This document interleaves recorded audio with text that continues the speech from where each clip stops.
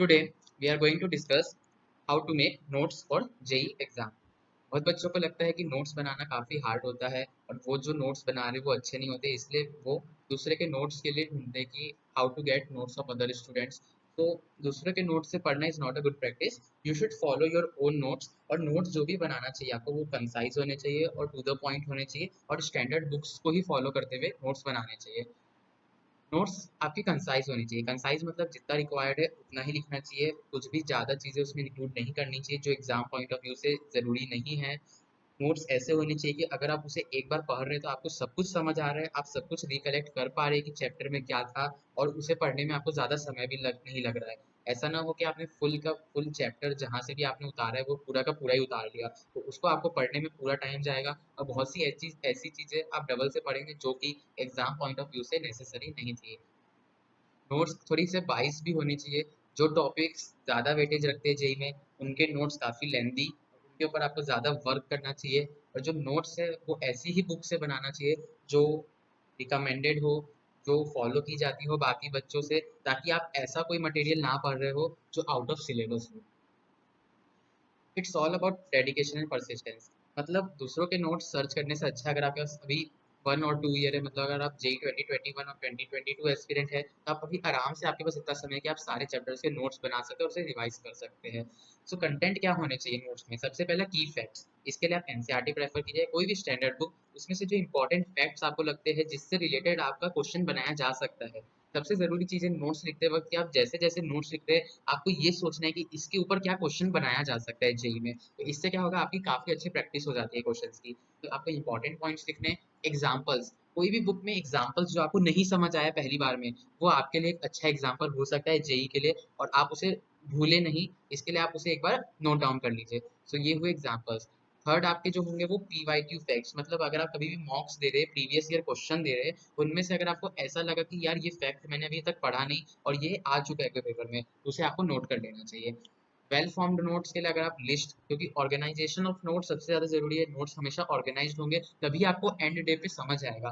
तो आप क्या करना है, अगर आपको इंपॉर्टेंट डेफिनेशंस को सबसे ऊपर लिस्ट में रखना, मतलब अगर आपने चैप्टर की पूरी इंपॉर्टेंट डेफिनेशंस लिख ली तब टिक मार्क करके आगे बढ़िए कि कुछ postulates, examples and then hypothesis, ऐसा आपको करते जाना है। ये लिस्ट को आपको टिक आउट करते हुए, चेक करते हुए आगे बढ़ना है।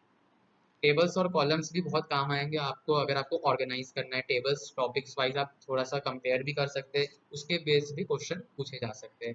अगर बात करें सब्जेक्ट वाइज फिजिक्स केमिस्ट्री और मैथ्स के लिए कि कैसे बनाना चाहिए नोट्स, तो मैथमेटिक्स में इंपॉर्टेंट है कंसेप्ट, फॉर्मूलाज, टफ एग्जाम्पल्स, क्योंकि मैथमेटिक्स में होता है कि जेई में आउट ऑफ बॉक्स क्वेश्चन जो आते हैं वो मैथमेटिक्स से ही आते हैं, बाकी सब तो it's all about NCERT and some standard books. और इंपॉर्टेंट पीवाईक्यूज भी आपको मैथमेटिक्स में नोट करना चाहिए। सबसे ज्यादा इंपॉर्टेंट कंसेप्ट होता है, बिकॉज कुछ क्वेश्चन फॉर्मूला से नहीं होते, उसके लिए आपको डीप कंसेप्ट रिक्वायर होता है। फिजिक्स में थ्योरी जरूरी है बिकॉज थ्योरेटिकल क्वेश्चन आते हैं। मैथमेटिक्स में थ्योरेटिकल क्वेश्चन नहीं देखे जाते, सारे चैप्टर फिजिक्स से देखे जाते हैं। फॉर्मूलाज फिजिक्स में आराम से एप्लीकेबल होते हैं। अगर आप फॉर्मूलाज नहीं पढ़ के अगर फुल डेरिवेशन करने बैठे तो ज्यादा टाइम लगेगा। Examples and important previous year question.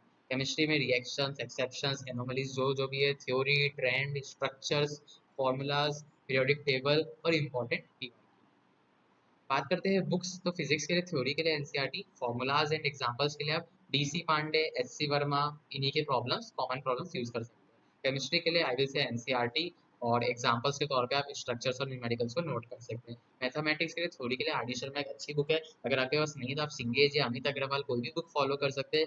और सबसे ज्यादा जरूरी मैथमेटिक्स में कि आप टफ क्वेश्चंस और नए क्वेश्चंस को नोट करें। बात करते हैं हाउ टू मेक नोट्स।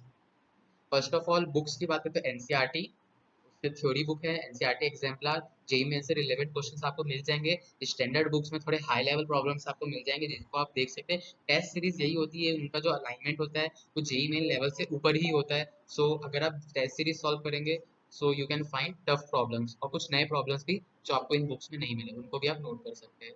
बात करते हैं इंपॉर्टेंस, तो थ्योरी करीब करीब 20% होती है आपके पेपर का, और एग्जाम्पल्स होते हैं आपके 60% हो जाते हैं। जैसे प्रॉब्लम्स, अगर आप प्रॉब्लम सॉल्विंग एबिलिटी है, अब 60% पेपर देते हैं वो न्यूमेरिकली होता है, उसमें डेरिवेशंस भी रिक्वायर्ड होता है। अगर डायरेक्ट फॉर्मूला बेस्ड बात करें तो 15 से 20% पेपर जो भी होता है आपका जेई का वो फॉर्मूला बेस्ड होता है।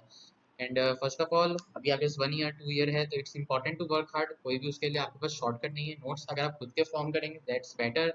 नोट्स क्रिस्प होने चाहिए, शॉर्ट होने चाहिए, कुछ फेजेस या फ्रेजेस या वर्ड्स जो डेफिनेशंस की फैक्ट उनको नोट करते हुए।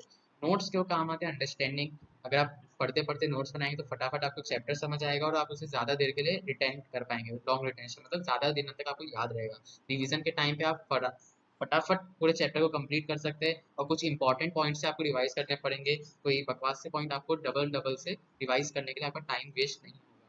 नोट्स बनाने इंपॉर्टेंट है, उसके 3 फैक्टर है, रिवाइज, लर्न एंड मैनेज। तो रिवाइज करते हुए क्या होगा, अगर आप 1 साल की पूरी प्रिपरेशन एक बार में याद रखना बहुत मुश्किल है, तो रिवाइज करना जरूरी है, इसलिए नोट्स बनाना है ताकि उसे आप पढ़ के पूरा यानी उसको रिकलेक्ट या लर्न कर पाए। और मैनेज करना मतलब उसको एक ऑर्गेनाइज वे में ही बनाना अच्छा रहेगा।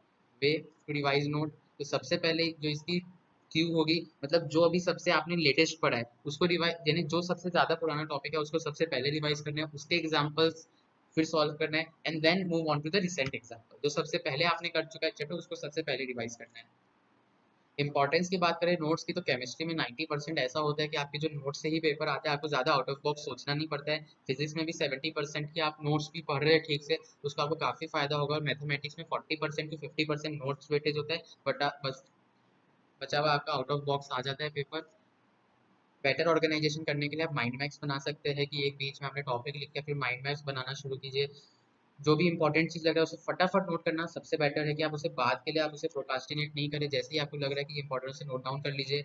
बुक्स, ये है कि टाइमलाइन अगर नोट्स की, तो पहले बुक्स पढ़ना चाहिए, फिर देन कंसेप्ट है उनको नोट करना चाहिए, देन प्रॉब्लम्स उन्हें नोट करना चाहिए, एंड फाइनली आपको उन्हें रिवाइज करना है। थ्योरी वर्सेस न्यूमेरिकल पे बात करें तो 30% पेपर थ्योरेटिकल बेस्ड होता है, 70% न्यूमेरिकल बेस्ड होता है। और थ्योरी के लिए फैक्ट्स आपको नोट करना है, न्यूमेरिकल के लिए फॉर्मूला बेस्ड आपको नोट करने हैं, और हाई ऑर्डर थिंकिंग क्वेश्चंस आपको नोट डाउन करना है। 12 lakhs number of student appear for JEE every year. उनसे हर एक स्टूडेंट से आगे निकलने के लिए आपकी एक बहुत अच्छी प्लान और स्ट्रेटेजी होनी चाहिए। उसमें नोट्स सबसे बड़ा इंपॉर्टेंट फैक्टर है। जितने अच्छे नोट्स रहेंगे आप उतना अच्छा परफॉर्म अच्छा कर पाएंगे एग्जाम के डे पे, बिकॉज आप अच्छे से रिवाइज कर पाएंगे। डिजिटल नोट्स भी बना सकते हैं, टेक्नोलॉजी का अच्छा यूज करना चाहिए आपको। कुछ अल्टरनेट वेज है, चीट शीट, कुछ ये सब भी बना सकते हैं। इन सब पेपर जो मार्केट में अवेलेबल है उनका भी यूज कर सकते हैं। थैंक्स। डू यू हैव कोई भी क्वेरीज के लिए कमेंट सेक्शन में you can ask anything. Saurabh JEE का वेब पेज जो जिसकी लिंक मैंने डिस्क्रिप्शन में दे रखी है, वहाँ पे जाके मुझसे ढेर सारे वेज है आप मुझसे कनेक्ट हो सकते हैं। Thank you. Stay tuned to the channel for more videos. Thanks for watching.